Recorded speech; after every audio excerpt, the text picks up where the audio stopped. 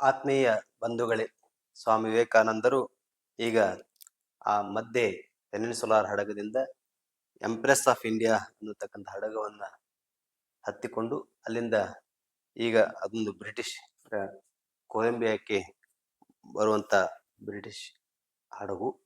ಅದರಲ್ಲಿ ವ್ಯಾಂಕೋವರ್ನವರು ತಲುಪಿದ್ರು. ವ್ಯಾಂಕೋವರ್ನಿಂದ ಸುಮಾರು 2,000 ಮೈಲಿಗಳ ದೂರದ ಪ್ರಯಾಣವನ್ನ ಟ್ರೈನ್ನಲ್ಲಿ ಸ್ವಾಮಿ ವಿವೇಕಾನಂದರು ಮಾಡಿ ಅಲ್ಲಿ ಶಿಕಾಗೋ ಪಟ್ಟಣಕ್ಕೆ ಬಂದರು. ಶಿಕಾಗೋದಲ್ಲಿ ಅವ್ರು ಬಂದು ಇಳಿದಾಗ ಅವರಿಗೆ ಎಲ್ಲವೂ ಹೊಸತು, ಅಲ್ಲಿನ ರೀತಿ ನೀತಿಗಳು ಹೊಸತು. ತುಂಬಾ ಜನ ಅಲ್ಲಿ ಟ್ರೈನ್ ಸ್ಟೇಷನ್ ಅಲ್ಲಿ ಬಂದು ಸ್ವಾಮಿ ವಿವೇಕಾನಂದರನ್ನ ಇಲ್ಲಿ ಹೇಗೆ ಈಗ ಯಾವ್ದಾದ್ರು ಪ್ರವಾಸಿ ಸ್ಥಳಗಳಿಗೆ ಹೋದಾಗ ಅಲ್ಲಿ ಜನ ಬಂದು ಕೂಲಿಯವರು ಬಂದು ಲಗೇಜ್ ತೆಗೆದುಕೊಳ್ಳೋದಕ್ಕೆ ಬರ್ತಾರೆ, ಹಾಗೆ ವಿವೇಕಾನಂದರಿಗೆ ಒಂದಷ್ಟು ಜನ ಬಂದ್ರು. ವಿವೇಕಾನಂದರಿಗೆ ಎಲ್ಲಿ ಹೋಗ್ಬೇಕು ಅಂತೇಳಿ ಗೊತ್ತಿಲ್ಲ. ಒಬ್ಬನು ನಾನು ಹೇಳಿದ ಬಹಳ ಉತ್ತಮವಾದಂತ ಒಂದು ಹೋಟೆಲ್ ಇದೆ, ಅಲ್ಲಿಗೆ ಕರ್ಕೊಂಡು ಹೋಗ್ತೇನೆ ಅಂತ ಹೇಳಿ ವಿವೇಕಾನಂದನ ಅದು ಉತ್ತಮ ಹೋಟೆಲ್ ಅಂದಿದ್ದಕ್ಕೆ ಅಲ್ಲಿ ಹೋದ್ರು. ಆದ್ರೆ ಅಲ್ಲಿ ಹೋಗಿ ನೋಡ್ತಾರೆ, ಅದು ನಿಜವಾಗ್ಲೂ ಉತ್ತಮವಾಗಿ ಇತ್ತು. ಆದ್ರೆ ವಿವೇಕಾನಂದರಿಗೆ ಅಲ್ಲಿನ ರೀತಿ ನೀತಿಗಳೆಲ್ಲ ಪ್ರತಿಯೊಂದು ಕೂಡ ಹೊಸದಾಗಿ, ಆ ಹೋಟೆಲ್ನ ರೀತಿ ನೀತಿಗಳು ಮತ್ತೊಂದೆಲ್ಲ ತುಂಬಾ ಹೊಸದಾಗಿ ಕಾಣ್ತಾ ಇದೆ. ಅಲ್ಲಿನ ಜನ ಯಾರು ಒಬ್ಬರು ಅವರಿಗೆ ಪರಿಚಿತರಿಲ್ಲ. ಈಗ ತಾವೊಬ್ಬರು ಇಲ್ಲಿ ಒಬ್ಬಂಟಿ ಅನ್ನುವಂತ ಭಾವನೆ ಅವರಿಗೆ ಬರ್ತಾ ಇದೆ. ಇಂತಹ ಸಂದರ್ಭದಲ್ಲಿ ಅವರು ಹೊರಗಡೆ ಆ ಸಿಟಿಯನ್ನು ನೋಡ್ಕೊಂಡ್ ಬರಕ್ ಹೋಗ್ತಾರೆ. ಹೋದಾಗ ಅಲ್ಲಿ ಒಬ್ಬ ವ್ಯಕ್ತಿ, ಆ ಮಹಾರಾಜ ಕಪರ್ತುಲ್ ಸಂಸ್ಥಾನದ ಮಹಾರಾಜನು ಅಲ್ಲಿ ಬಂದಿರ್ತಾನೆ ಭಾರತದಿಂದ. ಅಲ್ಲಿ ಬಂದು ಅವನು ತನ್ನ ದುಡ್ಡು ಮತ್ತು ಪೋಷಾಕಿನಿಂದ ದುಂದು ವೆಚ್ಚ ಮಾಡ್ತಿರ್ತಾನೆ. ಬಹಳ ಫೇಮಸ್ ಆಗಿಬಿಟ್ಟಿರ್ತಾನೆ, ಬಹಳ ಜನ ಅವ್ನು ನೋಡೋದಕ್ಕೆ ಬರ್ತಿರ್ತಾರೆ. ಅದೇ ಸಮಯಕ್ಕೆ ಇನ್ನೊಬ್ಬ ಅಲ್ಲಿ ಒಬ್ಬ ಸಾಮಾನ್ಯ ಬ್ರಾಹ್ಮಣ, ಮರಾಠಿ ಬ್ರಾಹ್ಮಣ, ಅವನು ಬಂದಿರ್ತಾನೆ. ಅವನು ರೀತಿ ವಿಲಕ್ಷಣ ವ್ಯಕ್ತಿತ್ವವನ್ನು ಹೊಂದಿರ್ತಾನೆ. ಅವನು ಉಗುರಿನಿಂದ ಚಿತ್ರಗಳನ್ನು ಬಿಡಿಸಿ ಮಾರಾಟ ಮಾಡ್ತಾ ಇರ್ತಾನಂತೆ. ಕೆಲವು ಜನ ಅವನನ್ನು ಹೋಗಿ ಆ ಮಹಾರಾಜನ ಬಗ್ಗೆ, ಅಂದ್ರೆ ಕಪರ್ತುಲದ ಮಹಾರಾಜನ ಬಗ್ಗೆ ಈ ಮರಾಠಿ ಬ್ರಾಹ್ಮಣನ ಹತ್ತಿರ ಕೇಳಿದಾಗ ಅವನು ನೀಚ ಕುಲದವನು, ಹಾಗೆ ಹೀಗೆ ಅಂತ ಹೇಳಿ ಅವನ ಬಗ್ಗೆ ಹೇಳ್ಬಿಡ್ತಾನೆ. ವಿವೇಕಾನಂದರು ಅದನ್ನೆಲ್ಲ ಅಲ್ಲಿ ಓಡಾಡ್ತಿರ್ತಾರಲ್ಲ, ಅದನ್ನ ನೋಡಿ ಈ ಬ್ರಾಹ್ಮಣನ ಮಾತುಗಳನ್ನ ಅವರು ವಿವೇಕಾನಂದರ ಫೋಟೋ ಹಾಕಿ ವಿವೇಕಾನಂದರು ಹೇಳಿದ್ದಾರೆ ಆ ಮಹಾರಾಜನ ಬಗ್ಗೆ ಅಂತೇಳಿ ಅಲ್ಲಿ ಸಂಪಾದಕರೆಲ್ಲ ಹಾಕಿಬಿಡ್ತಾರೆ. ಮಾರನೇ ದಿನ ಪತ್ರಿಕೆಯಲ್ಲಿ ಬಂದಾಗಲೇ ಗೊತ್ತಾಗತ್ತೆ ವಿವೇಕಾನಂದರಿಗೆ ಅವನು ಹೇಳಿದ ಮಾತುಗಳನ್ನ ನನ್ನ ಹೆಸರಿನಲ್ಲಿ ಹಾಕ್ಬಿಟ್ಟಿದಾರಲ್ಲ ಅಂತ ಹೇಳಿ. ಹೀಗೆಲ್ಲ ಹೇಳಿದ್ಮೇಲೆ ಆ ಕಪರ್ತುಲ ಮಹಾರಾಜ ಪಾಪ ಅಪಮಾನಗೊಂಡು ಅವನು ವಾಪಸ್ ಭಾರತಕ್ಕೆ ಬಂದ್ಬಿಡ್ತಾನೆ. ವಿವೇಕಾನಂದರಿಗೆ ಅಮೆರಿಕನ್ ಜನರ ಈ ಕೆಟ್ಟ ಸಂಸ್ಕೃತಿಯ ಬಗ್ಗೆ, ಆ ಪತ್ರಿಕಾಕರ್ತರ ಬಗ್ಗೆ ಅವರ ಕುಯುಕ್ತಿ ಎಲ್ಲ ನೋಡಿ ಬಹಳ ಬೇಸರ ಅನ್ಸುತ್ತೆ. ನಮ್ಮಲ್ಲಿ ನಾವು ಭಾರತೀಯರು ನಮ್ಮಲ್ಲಿ ಹೀಗೆ ತಂದಿಟ್ಬಿಟ್ರಲ್ಲ ಅಂತ ಹೇಳಿ ಬೇಸರ ಅನಿಸುತ್ತೆ. ಅದೊಂದು ಘಟನೆ ನೋಡಿ. ಆವಾಗಲೇ ಇಂಥ ಪತ್ರಕರ್ತರೆಲ್ಲ ಇದ್ರು. ಅಂದ್ರೆ ಯಾರ್ಯಾರ ಹೆಸರು ಏನೇನು ಬರೆದು ನಾವು ಹೇಳಿದ್ದೇ ಒಂದಿರ್ತದೆ, ಅವ್ರು ಬರೆದದ್ದೇ ಒಂದಿರ್ತದೆ. ನಾವು ಹೇಳಿದ್ದೇ ಒಂದಿರ್ತದೆ, ಅವರು ಜನರಿಗೆ ತೋರಿಸೋದೇ ಒಂದು ರೀತಿ ಇರ್ತದೆ. ಹೀಗೆಲ್ಲ ಈಗೂ ನಡೀತಾ ಇರ್ತವೆ.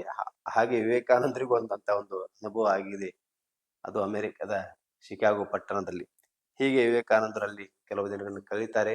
ಅಲ್ಲಿ ಹೋಗಿ ವಿಚಾರಣಾ ವಿಭಾಗದಲ್ಲಿ, ಅಂದ್ರೆ ವಿಶ್ವಧರ್ಮ ಸಮ್ಮೇಳನವನ್ನ ಆಯೋಜನೆ ಮಾಡಿರ್ತಕ್ಕಂಥ ಜಾಗಕ್ಕೆ ಹೋಗಿ ವಿಚಾರಣಾ ವಿಭಾಗದಲ್ಲಿ ಹೋಗಿ ಕೇಳಿದಾಗ ಅವರು ಒಂದಷ್ಟು ಕಂಡೀಷನ್ಸ್ ಅನ್ನು ಹೇಳ್ತಾರೆ. ಅಂದ್ರೆ ಈ ವಿಶ್ವ ಧರ್ಮ ಸಮ್ಮೇಳನದಲ್ಲಿ ಭಾಗವಹಿಸ್ಬೇಕು ಅಂದ್ರೆ ಏನೇನಿರ್ಬೇಕು ಅಂತ.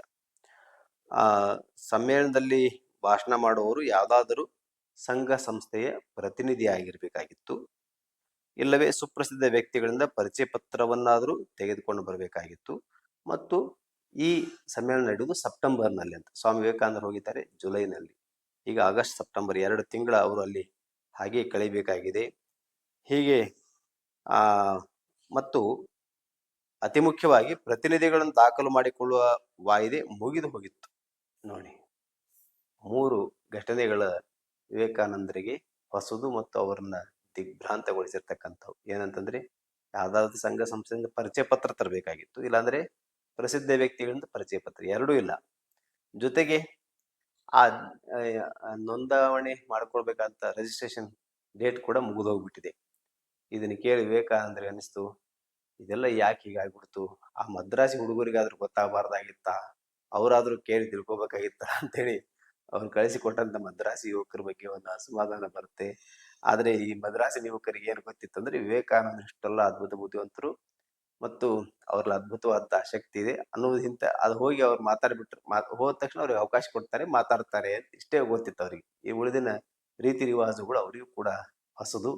ವಿವೇಕಾನಂದ ಹೀಗೆ ಇದ್ದಾಗ ಅವರಿಗೆ ಆಶ್ಚರ್ಯ ಆಗಿದ್ದು ಮತ್ತು ಸ್ವಲ್ಪ ಆಘಾತ ಅನಿಸಿದ್ದು ಏನಂತಂದ್ರೆ ಇನ್ನೂ 2 ತಿಂಗಳು ಹೇಗೆ ಇಲ್ಲಿ ಕಳೆಯುವುದಂತ. ಅಲ್ಲಿ ತುಂಬಾ ಚಳಿ, ಜೊತೆಗೆ ಅವರ ತಂದೆದಂತ ಹಣ ಬಹಳ ಬೇಗ ಬೇಗ ಖರ್ಚಾಗ್ತಾ ಇತ್ತು. ಯಾಕಂದ್ರೆ ಬಹಳ ತುಂಬಾ ಕಾಸ್ಟ್ಲಿ ಸಿಟಿ, ಅಲ್ಲಿನ ಎಲ್ಲವೂ ಕೂಡ ದುಬಾರಿ.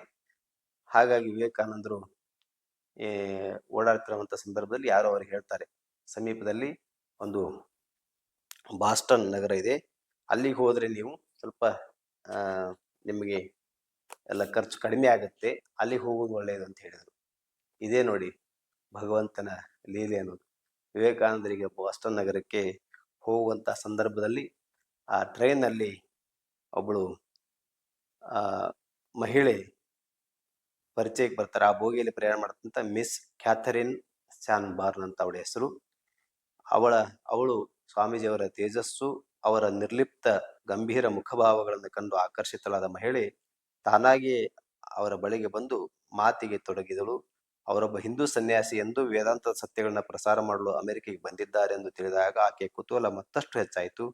ಬಳಿಕ ಸ್ವಾಮೀಜಿ ತಮ್ಮ ಅವಸ್ಥೆಯನ್ನ ಹೀಗೆಲ್ಲ ಆಗಿದೆ ಅಂತ ಹೇಳಿ ಹೇಳಿಕೊಂಡ್ರು. ಅಮೆರಿಕದಲ್ಲಿ ಅವರಿಗೆ ಯಾರು ಪರಿಚಿತರ ಇಲ್ಲ ಎಂದು ತಿಳಿದಾಗ ತಕ್ಷಣ ಆ ಮಹಿಳೆ ಅವರಿಗೆ ನೆರವಾಗಲು ಮುಂದಾದಳು. ಸ್ವಾಮೀಜಿ, ನಿಮಗೆ ಒಪ್ಪಿಗೆ ಆಗುವುದಾದರೆ ದಯವಿಟ್ಟು ನಮ್ಮ ಮನೆಗೆ ಬಂದಿರಿ, ಬಹುಶಃ ನಿಮ್ಮ ಉದ್ದೇಶ ನೆರವೇರುವಂತೆ ಏನಾದರೂ ಅನುಕೂಲವಾದರೂ ಆಗಬಹುದು ಅಂತ ಅವಳು ಕರೆದ್ಲು. ವಿವೇಕಾನಂದರು ಅವರ ಮನೆಗೆ ಹೋದ್ರು. ಆಮೇಲೆ ಮುಂದೆ ನಡೆದದ್ದೇ ಅತ್ಯದ್ಭುತವಂತ ಬದಲಾವಣೆ ಇತಿಹಾಸ. ಪಕ್ಕದಲ್ಲಿ ಅಮೆರಿಕದ ಅತ್ಯಂತ ಶ್ರೇಷ್ಠ ಬುದ್ಧಿವಂತ ಪ್ರೊಫೆಸರ್ಗಳಂತ ಹೆಸರಾದಂತ ಜಾನ್ ಹೆನ್ರಿ ರೈಟ್ ಅವರ ಮನೆ ಇತ್ತು. ಈ ಸ್ಯಾನ್ ಬಾರ್ನ್ ಅಲ್ಲಿ ಹೋಗಿ ಅವರನ್ನ ಸಂಪರ್ಕಿಸ್ತಾಳೆ. ಅಂದ್ರೆ ತಾನು ತನ್ನ ಕೆಲಸದಲ್ಲಿ ತೊಡಗಿದಾಗ ವಿವೇಕಾನಂದರು ಒಬ್ಬರೇ ಹಾಗೆ ಇರ್ಬೇಕಾಗತ್ತೆ, ಅದಕ್ಕೆ ಸ್ವಲ್ಪ ಮಾತಾಡಿಸಿ ಅಂತೇಳಿ ಅವಳು ಹೋಗಿ ಆ ಜಾನ್ ಹೆನ್ರಿ ರೈಟ್ ಅವ್ರ ಹತ್ತಿರ ಕೇಳಿಕೊಳ್ತಾಳೆ. ಇದೇ ವಿವೇಕಾನಂದರ ಜೀವನದ ಮಹತ್ವದ ಒಂದು ಬದಲಾವಣೆಯ ಘಟ್ಟ ಮತ್ತು ಸಂದರ್ಭ. ಅದನ್ನ ನಾಳೆ ನೋಡೋಣ.